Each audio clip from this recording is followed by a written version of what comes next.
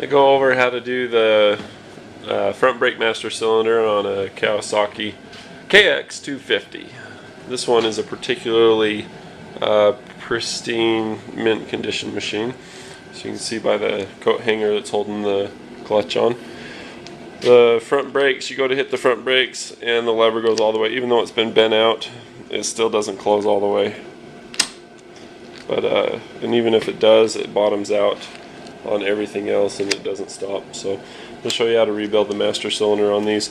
First thing you want to do, of course, is pull the plastic dust cover off. These are actually good things to have on there, so we'll set that aside. When you go to do the master cylinder, you can buy the whole thing as a unit, but more often than not, what's best is just get a little kit like this. You can find them on eBay. Oftentimes you can get them for like, I don't know, like 15 to 25 bucks. If you go to your local dealership, they'd be happy to charge you 65 for the same thing.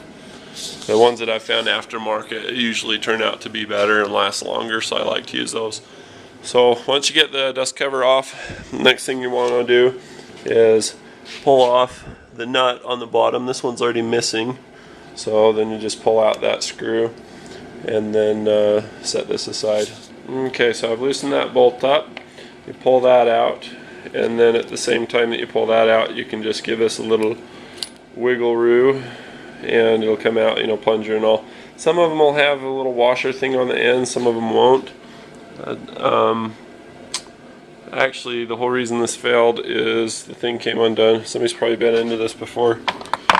All that should have come out was just,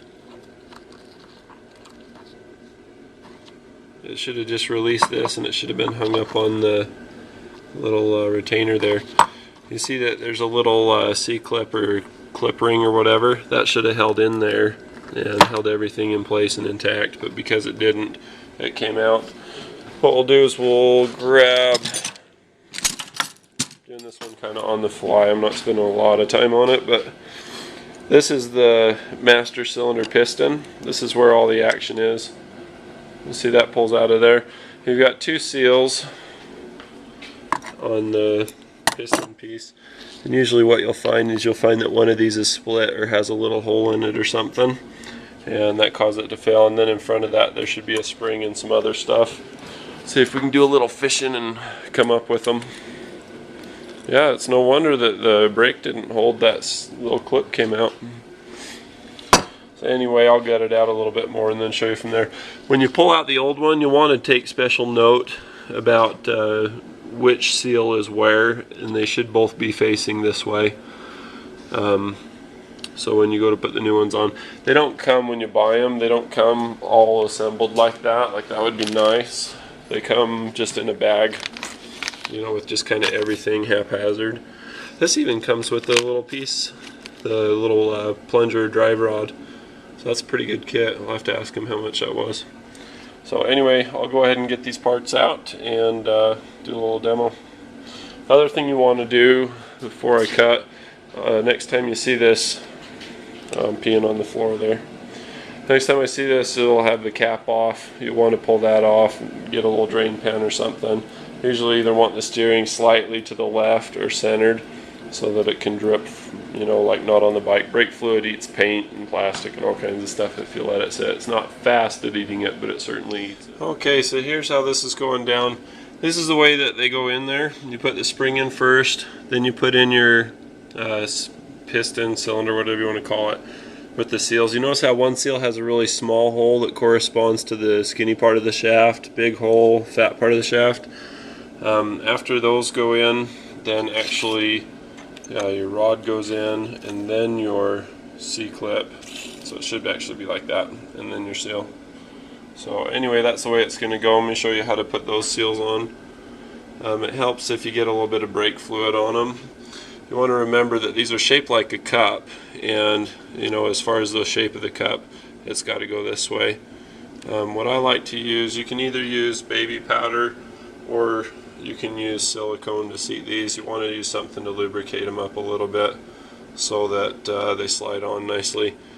But basically they both have to come on from this side, so you'll want to put the big side size first, You can take a little dental pick tool or whatever and just work your way around. It's kind of like seating piston rings. You don't want to have it open over the whole part of what you're doing at the same time, or else it'll bend the piston rings.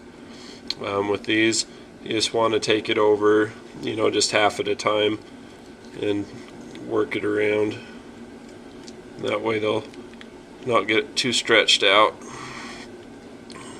They're pretty flexible like rubber bands. I'm liking these aftermarket ones. They sure work a whole lot better than the original ones. The original ones always seem like they're too stiff to me. Anyway, this is kind of corkscrew shaped. Maybe it's for that reason, but I don't know why they build them that way. And this one's actually kind of sharp. I like the seals better, but I don't necessarily like the shaft on this one as well. But yeah, you just work it around. And as I said before, you want to make sure that you've got the cup of the seal facing forward. Be careful when you pull your tool out too, because you don't want to scar it or create a little burr or whatever, or else you'll be ordering another one and doing it again. It's kind of a funny thing when you're building a helicopter or working on a helicopter, especially if it's like an experimental aircraft or a little one. You do everything 3 times. You build it, tear it down, build it, tear it down. Sometimes I guess it's not all bad if you screw up on something and have to do it over again, because you just get better and better at it and your overall quality is better at the end. So anyway, there's how that goes. So then go over to the bike. I'll bring with me the spring and also the piston. I'll slide that in there.